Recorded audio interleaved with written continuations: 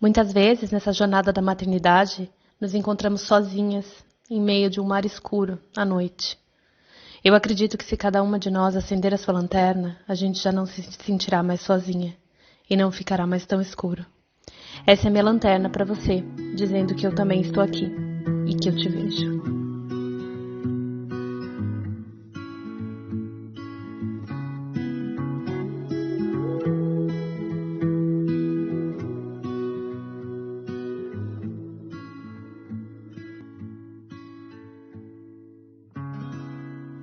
Olá, sejam bem-vindos. Eu sou Ana Marquese e a gente está aqui para falar sobre educação respeitosa. Hoje, mais especificamente, eu vou trazer um tema que tem surgido muito nas minhas conversas, que é irmãos. Quando a gente tem mais de um filho, como que a gente pode ajudar e apoiar na questão das brigas, né? E antes de começar a falar especificamente disso, eu queria colocar um pensamento aqui. A gente, como pais, né, a gente precisa entender que nessa relação entre os irmãos existe uma sutileza, existe uma conversa, que é aquilo que a gente vê, mas as entrelinhas são só deles. Eles vão construir uma relação entre eles, onde nós, pais, somos meros coadjuvantes. A gente não faz parte da relação dos irmãos e a gente não deve fazer parte dessa relação. E como educador, como pai, é muito bonito a gente perceber como que eles vão tecendo essa relação, tecendo essas experiências, construindo juntos e descobrindo o mundo juntos, né? Existe um lugar ali, uma cumplicidade, um espaço que é só dos irmãos. E acho que a primeira coisa que a gente tem que lembrar é que nós, pais, a gente precisa respeitar esse espaço. A gente precisa dar espaço para que essa relação se teça e aconteça também. Eu estudei muito, então, quando a Júlia, né, quando o Arthur chegou, eu estudei muito, assim, para entender como que eu poderia não atrapalhar essa relação. Acho que, em primeiro lugar, é como que eu poderia não atrapalhar, não intervir de forma que minasse essa relação entre eles. E, segundo, como que eu poderia apoiá-los nessa construção, né? Sem ter esse papel de interferência.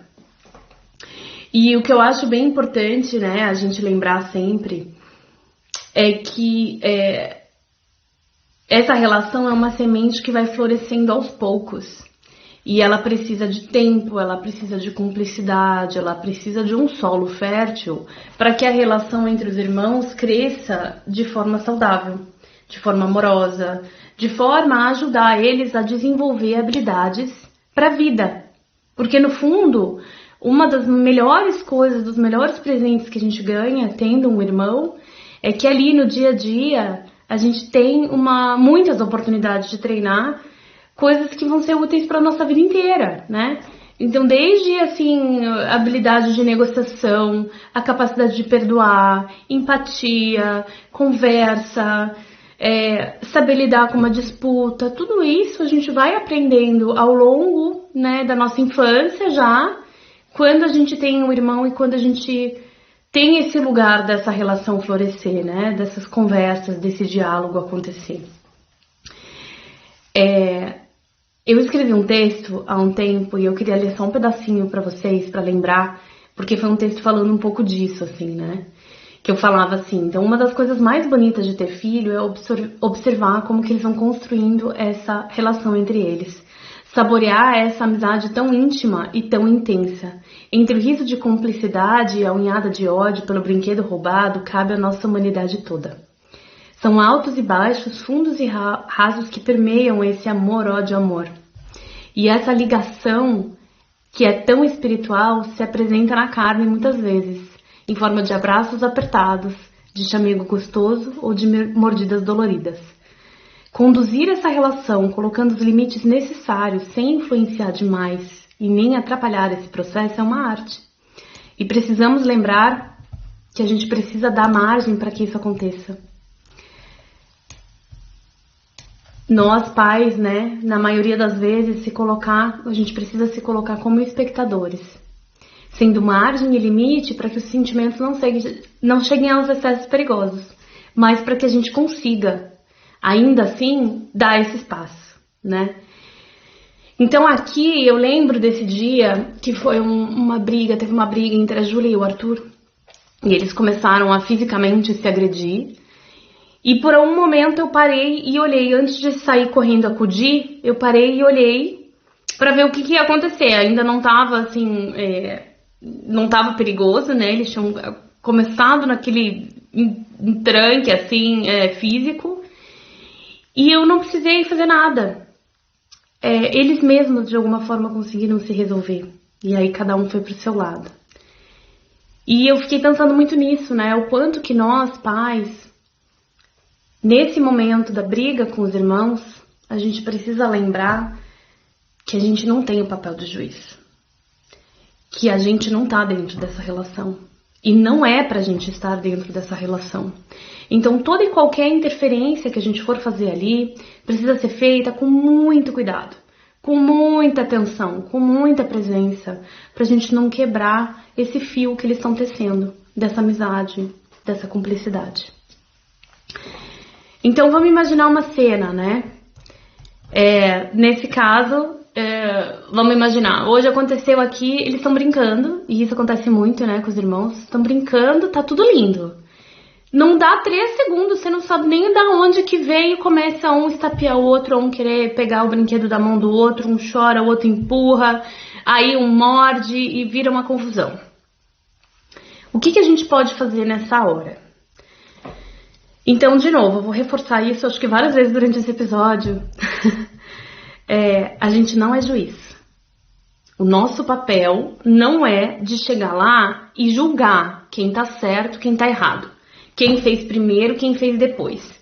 Quem vai ter que devolver o brinquedo ou pedir desculpas ou fazer qualquer coisa e quem vai ser o inocente, coitadinho da história. Não é o nosso papel entrar nesse lugar. E quanto mais a gente entra nesse lugar, mais difícil fica a gente se manter como espectador da relação. Mais difícil fica a gente manter esse espaço sagrado que precisa existir entre eles. Então, o que a gente pode fazer aqui, né? Bom, vocês sabem que eu não sou muito do checklist, né? Não acredito muito no checklist, mas eu tentei organizar o pensamento de forma que eu consiga passar o que a gente tem vivido aqui e o que eu tenho testado aqui e vejo que dá certo, respeitando de alguma forma, né? Que cada família é diferente, cada pessoa é diferente. A primeira coisa que eu acho difícil no dia a dia, mas que a gente precisa estar consciente que acontece, nessa hora da briga, a gente precisa ter maturidade e presença de novo, para que a gente não comece ali a reagir com a nossa criança interior, que um dia foi irmã ou irmão. Primeira coisa, essa. Deixar de lado a nossa própria história. Para que a gente consiga agir ali naquele momento e dentro daquela situação específica.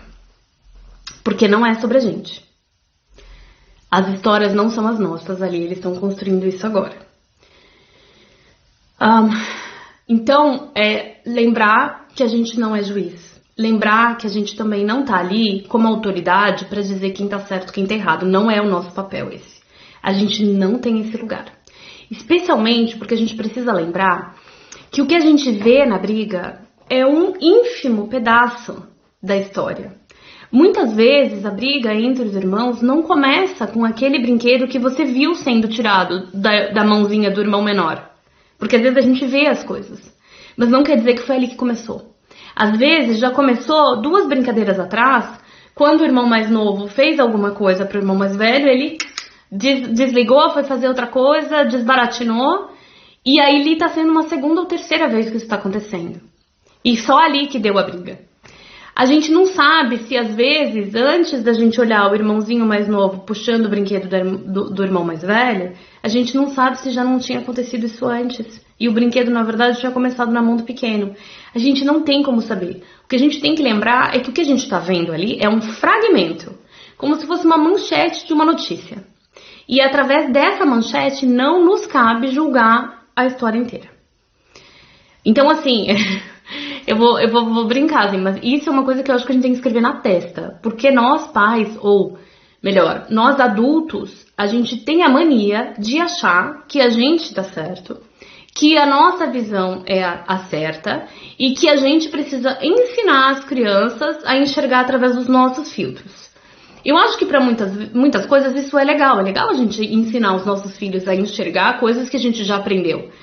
Mas nesse momento a gente tem sempre que lembrar que a gente não está vendo a história inteira.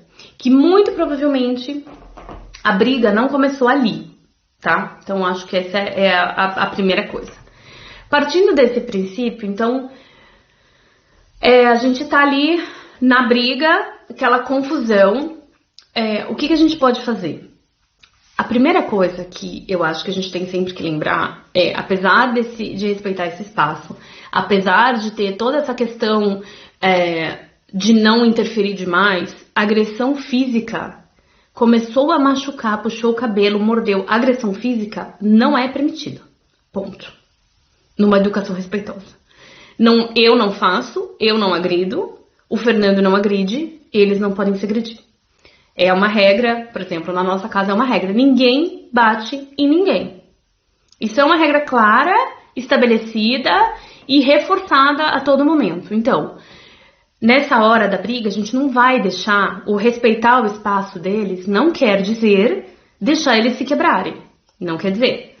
Começou a agressão física é um desrespeito a uma regra muito importante, pelo menos aqui na nossa casa. Ou no que eu acredito ser dentro de uma educação respeitosa. Acabou, na hora para, a gente vai, interfere sim. Muitas vezes eu acho o mais eficaz é separar. De alguma forma separa as crianças. Muito provável uma vai estar chorando e a outra que agrediu vai estar meio vendo o que você vai fazer. E você percebe que ela fica meio que te olhando para saber o que você vai fazer. Nessa hora é a hora que começa a gente ter que lembrar que a gente não é juiz. Porque às vezes vai acontecer de um morder o outro e ficar coisa assim, às vezes sai sangue do arranhão, da mordida, às vezes fica vermelho, fica roxo porque bateu com o carrinho na testa, enfim. Lembrar então assim, separou a agressão, parou a agressão, não pode agredir. Relembra, ninguém agride ninguém aqui em casa. Não pode bater, isso não é aceitável. Independente da história que aconteceu, que eles vão querer contar, é inaceitável bater, ok? Mas dizer que é inaceitável bater não quer dizer que a gente vai olhar para quem estava agredindo com julgamento. E aqui está também um segundo ponto muito importante, que vem da gente não ser juiz. A gente não é juiz. Não cabe a nós julgar quem está certo e quem está errado. E muito menos cabe a nós olhar para o agressor com esse julgamento de tipo, você estava fazendo errado, por que você estava fazendo isso com o seu irmão? Porque, de novo, primeiro, a gente não sabe o que aconteceu antes e volto lá no livro da Brené Brown, né, e na questão da vergonha. A gente não ensina ninguém fazendo a pessoa se sentir vergonha pelo que ela fez. Ninguém aprende a agir melhor se sentindo mal pelo que aconteceu. Essa ideia de que a gente precisa sofrer para aprender é falsa. É uma crença falsa que a gente tem. Na vida real não é assim. O que acontece se a gente olha para a criança que estava agredindo e fala para ela como feio isso. Não faça isso com o seu irmão. Olha só o que ficou aqui todo vermelho. E que não sei o que lá. E eu não acredito que você mordeu desse jeito. Eu já falei que não pode morder. Tudo isso que a gente está falando, a criança escuta isso e ela vai interiorizando o quê? Que ela é inadequada. Que ela é agressiva, que ela não se encaixa ali, ela não pertence ali. E muitas vezes, quando a gente critica uma ação da criança, elas não entendem que a gente está criticando aquilo que ela fez. Elas sentem aquela crítica no corpinho inteiro. Elas sentem aquilo como a mamãe não me ama, eu não sou amado. E desse lugar de inadequação, desse lugar de não pertencimento, desse lugar de não sou amado, ninguém aprende nada. Ninguém muda comportamento. Acontece o efeito contrário. A criança começa a se sentir inadequada, ela começa a sentir que ela não merece amor, e aos poucos, ao longo do tempo, a tendência é que ela piore o comportamento. Ou porque ela vai querer chamar a atenção de você e de alguma forma provocar essa atenção, mesmo que seja o que a gente chama de uma atenção indevida, porque é uma atenção que ela ganha através de algo que ela fez que não foi legal. Ou ela vai simplesmente assumir a inadequação dela e falar, tudo bem, então, já que eu não sou amado, já que eu não sou bom pra nada mesmo, já que eu faço tudo errado, já que eu sou agressivo, já que eu sou isso, então tá. Então, aceitarei essa carapuça e assim seguirei. Existe esse efeito ao longo prazo. É sempre que isso acontece? Não. Mas o que eu tô dizendo é que a gente precisa estar atento pro jeito que a gente lida com essa briga, especialmente quando a gente vê uma agressão acontecendo, para lembrar que muitas vezes, muito normalmente, aquele que agrediu é quem mais está precisando de atenção. E isso é muito contraditório, e eu vou ser muito honesta, é muito difícil. Nós que viemos de uma geração que, assim, eu acho que a grande maioria de nós cresceu num ambiente mais autoritário, cresceu num ambiente... enfim, acho que não só ambiente de casa, né? Acho que até as escolas eram muito autoritárias, tinha muito isso, assim, né? Do castigo, do que feio, do vai ficar no canto, vai ficar separado de todo mundo, né? Enfim, eu acho que toda uma geração, assim, que viveu isso, né? Então, nós que crescemos nessa geração, é muito difícil pra gente conseguir olhar pra isso. E conseguir olhar pro agressor e entender que muitas vezes, quando a gente machuca alguém, é quando a gente mais tá machucado. E nessa hora, então, separou, voltando, né? Tô aqui falando um monte de coisa, mas só pra gente não perder o fio da meada. Então, houve uma briga, estavam se agredindo, separou. Nessa hora, lembrar disso, que a gente não é juiz, a gente não sabe o que aconteceu, a gente não sabe de onde vem essa agressão e muito provavelmente quem agrediu é quem estava mais machucado, por algum motivo. Ressentido, machucado, triste, ou quem mais precisa de ajuda porque é quem não soube lidar com aquela emoção que veio muito forte à tona e acabou virando físico, né, a questão. Ai, Ana, mas aí eu não vou cuidar do nenezinho que tá chorando lá com o arranhado. Claro que vai. Então, o que eu faço aqui às vezes? Porque a gente é uma só, né? Muitas vezes a gente é só um adulto com as duas crianças naquele momento. Então, muitas vezes, o que eu faço? Sendo bem prática. Abraço o que tá doendo, o que tá machucou, dou beijinho, oi, meu amor, eu sei, tá doendo, ok? Mas eu olho pro outro, olho pro agressor. Tá tudo bem, meu amor? Eu vi que você bateu no seu irmão, eu vi que você mordeu. O que aconteceu? E enquanto você tá acalmando um aqui, você já pode começar os que eu diria que é o segundo passo, apesar de novo, eu não acredito em checklist, eu tô só dizendo mais ou menos o que eu já percebi que aqui em casa funciona e quando funciona a gente acaba repetindo, né? Eu já começo essa conversa, porque não sendo juiz, não se colocando no lugar de juiz, mas quando a gente se coloca no lugar de conciliador, quando a gente se coloca no lugar de ouvinte, quando a gente se coloca num lugar onde a gente realmente quer entender o que aconteceu, compreender o que está por trás dessa agressão ou dessa briga, a gente pergunta. A gente pergunta para saber. E essa pergunta, ela é sem julgar, ela é sem pré-definir alguma coisa. Então, desarma os conceitos, desarma o que você acha que aconteceu ou o que não aconteceu e pergunta. As crianças vão conversar com você, elas vão falar com você. Mesmo que seja, eu faço isso, olha, com o Arthur tem 3 anos hoje, né? E eu faço isso com ele desde que ele tinha uns 2 anos, ele já consegue pelo menos uma palavra, 2 palavras, né? A criança de 2 anos está aprendendo, às vezes aponta, mistura com palavra, você consegue ter uma interação ali que é importante. Só o fato da gente parar, perguntar e realmente escutar o que eles estão falando, escutar de verdade, sem ficar julgando e tendo ideias pré-concebidas, juro pra vocês, muitas vezes, assim, 80% das vezes, ali a energia da briga, tudo já vai acalmar. Porque os dois vão se sentir acolhidos, os dois vão se sentir ouvidos. E aí eu vou perguntando, então eles vão falando, e repetindo, pra dizer assim, estou entendendo. Então, poxa, então você tava brincando com o carrinho e o Arthur pegou o carrinho da sua mão? Puxa vida, você até pode falar isso. Nossa, isso não é gentil, né? Pegar assim da mão de alguém.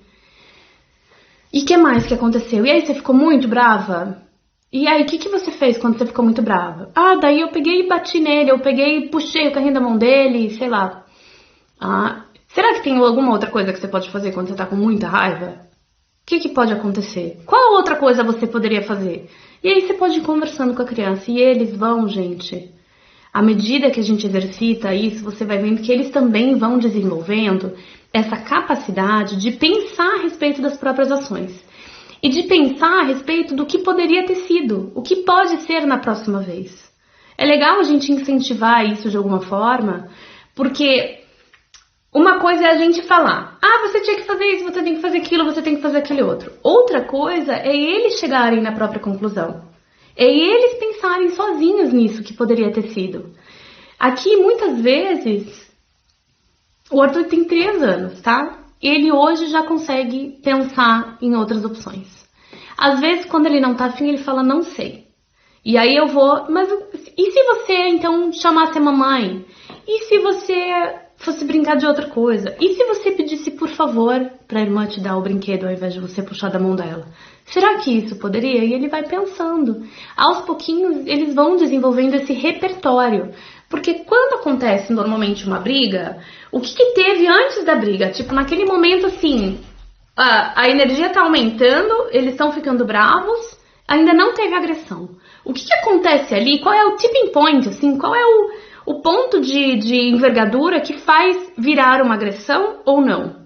Normalmente é uma falta de habilidade de lidar com uma emoção muito grande que vem. Porque a agressão, no fundo, ela é o resultado de uma emoção que veio e a criança não soube lidar com aquilo e ela, mordeu, bateu, puxou o cabelo, fez qualquer coisa. E se a gente reparar, nós adultos, se a gente tiver presença e atenção no momento, quando a gente vive momentos de estresse ou momentos de raiva, a gente sente isso. Só que a gente já aprendeu, ou a maioria de nós, já aprendeu a segurar esse impulso da onde a emoção vira físico. As crianças ainda não. Então a gente tem que entender que só virou uma agressão porque em algum momento houve uma emoção que não foi gerenciada, que a criança não tinha repertório para saber o que lidar com aquilo. Ou não tinha inteligência emocional ainda, não tem maturidade emocional ainda, tá tudo bem, faz parte. Acho que isso é outra coisa da gente lembrar também. As brigas entre irmãos são parte essencial da relação entre irmãos. Eles têm muito tempo, é muita convivência, muita cumplicidade. É uma mistura, assim, de amor e ciúme, e raiva e amizade que é difícil lidar. Eles estão aprendendo a lidar com tudo isso.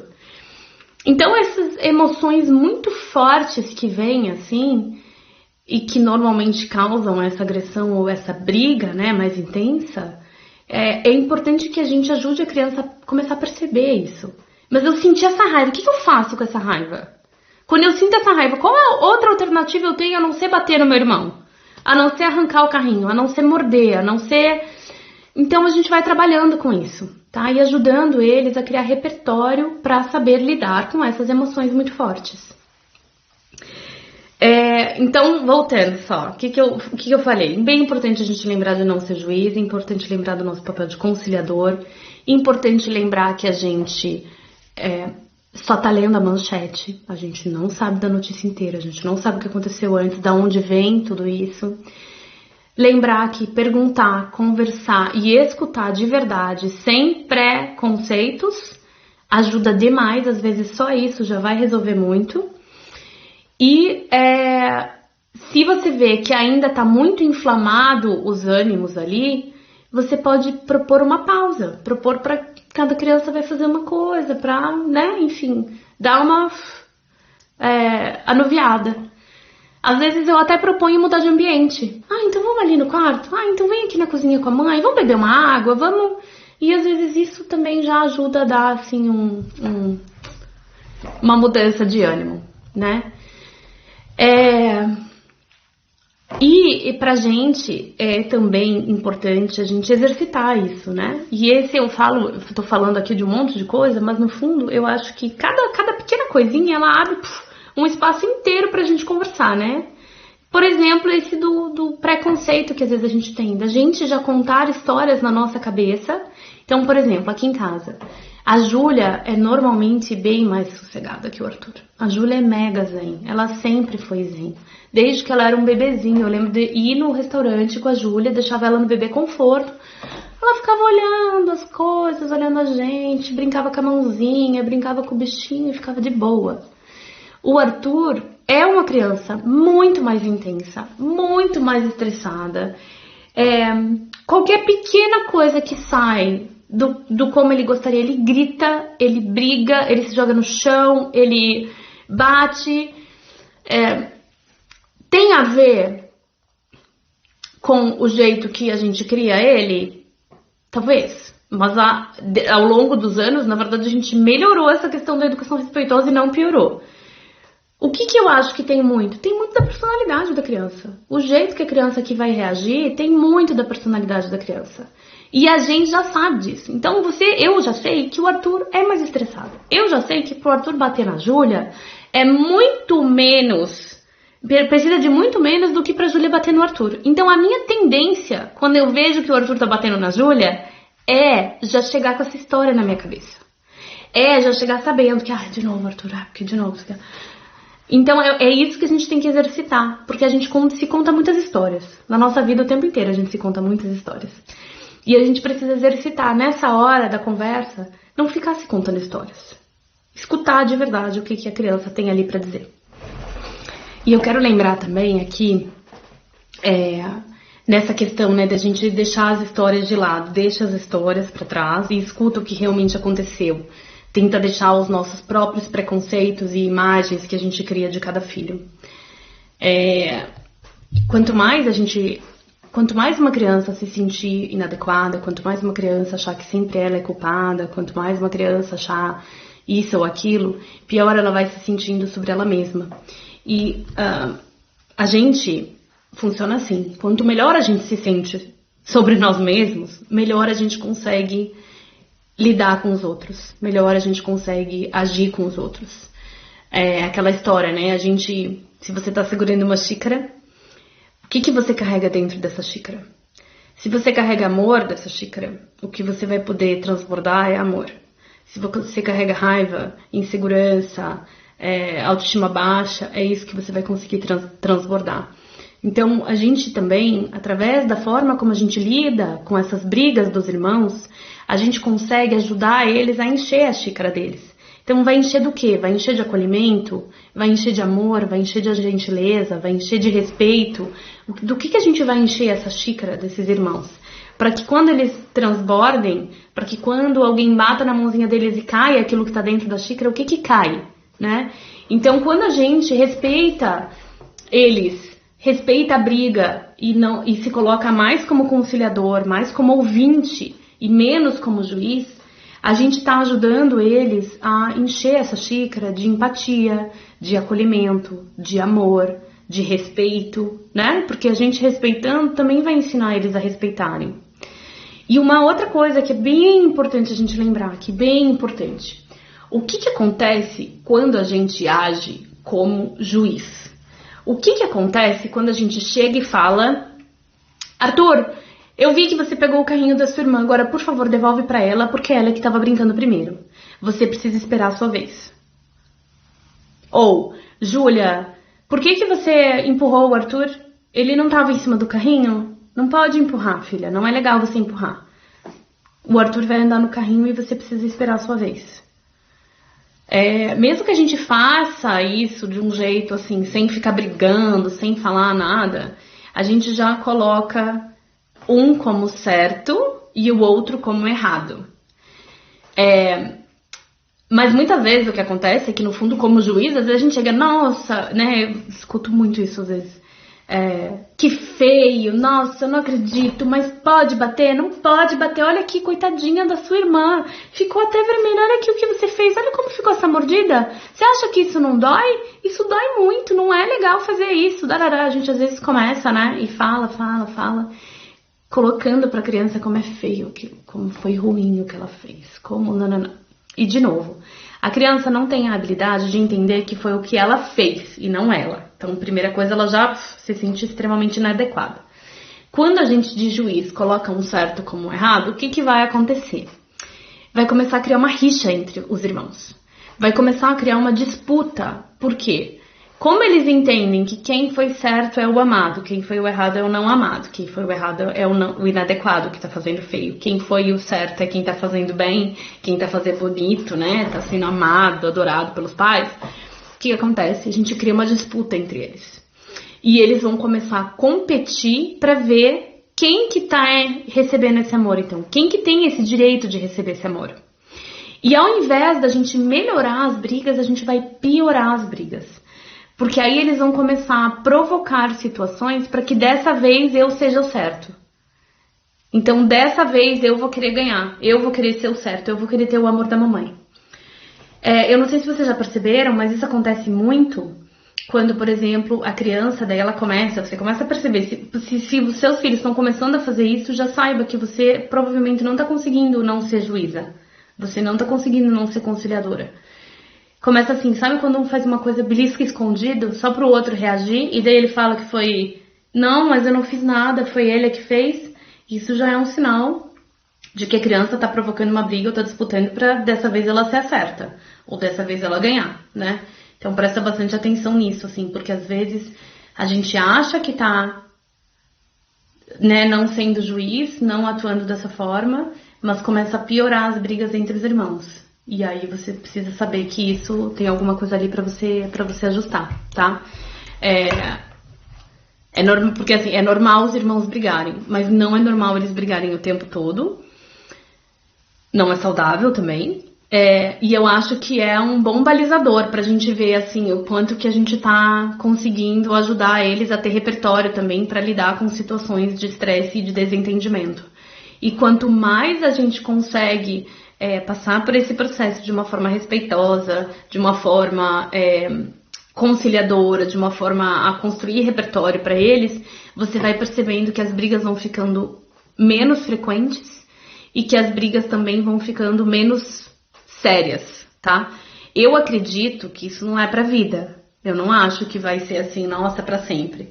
Eu acho que a criança tem muitas fases, né? Então, a cada fase, talvez você tenha de novo essas inflamações, essas novas brigas. E aí você vai dissolvendo isso, vai ajudando a ter novos repertórios, né? E aí vai diminuindo a briga. E talvez de novo venha uma nova fase em que, pum, de novo surjam muitas brigas. Então eu acho que também não é uma coisa constante, vai diminuir as brigas até que quando eles tenham 11 anos eles nunca mais vão brigar. Não existe isso, né?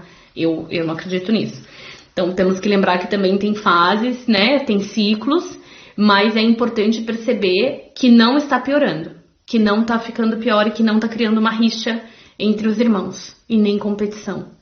Porque não é saudável ter a competição entre os irmãos, muito menos se essa competição for pelo olhar do pai e da mãe, pelo amor do pai e da mãe. A gente não pode entrar nessa relação e ficar no meio dessa relação. A relação não é nossa, a relação dos irmãos precisa ser deles. Eles precisam ter esse lugar, tá? E uma coisa que eu queria lembrar também, que pra mim é muito bonito, assim, lembrar isso, especialmente na hora da briga, porque às vezes não é fácil a gente manter a calma. Tem não sei se é uma história, se é um mito africano, uma história africana que eu li em algum lugar, que eu não sei nem dizer a fonte, mas achei muito bonita e eu depois nunca mais esqueci. Quando alguém na tribo lá, então diz que tem uma tribo africana, que quando alguém fazia alguma coisa de muito errado, roubar, matar, sei lá, fazer alguma coisa muito errado dentro daquele conceito deles, eles colocavam a pessoa em pé no meio da tribo e a pessoa ficava lá o dia inteiro em pé e todo mundo que passasse pela pessoa precisava lembrar de algo que aquela pessoa fez de bom. E isso para lembrar a pessoa de que ela é boa, então de que ela apesar de ter feito algo que não foi bom, ela é boa, ela tem o bem dentro dela. E eu percebo que nessas horas do conflito entre as crianças, da briga entre as crianças, fazer isso também é muito útil. Olhar para a criança que agrediu e lembrar: eu sei que você é um menino gentil. Eu sei que você consegue falar com a tua irmã sem precisar bater. Eu sei disso. Tá tudo bem. Dessa vez você não conseguiu, mas eu sei que você vai conseguir. E a mesma coisa, né? Se foi a irmã, então, enfim, a gente lembrar da criança que ela consegue fazer muitas coisas boas e gentis, que aquilo foi uma situação, que foi um momento, mas que ela vai conseguir. Acreditar nela, acreditar que ela vai conseguir, sabe? Várias vezes também você pode lembrar. Lembra aquela vez que você pediu por favor? E foi legal, né? Lembra que a Júlia te deu o brinquedo aí? Ou lembra aquela vez que a gente fala take turns, mas que a gente revezou o brinquedo? Enfim, então eu acho que tem algumas pequenas lembranças, assim, que são importantes também da gente sempre ter em mente. Isso serve pra todo mundo, serve pra gente também, né? Nem sempre a gente lembra que a gente também tem o bem e o bom dentro da gente, mesmo que a gente tenha feito uma coisa ruim.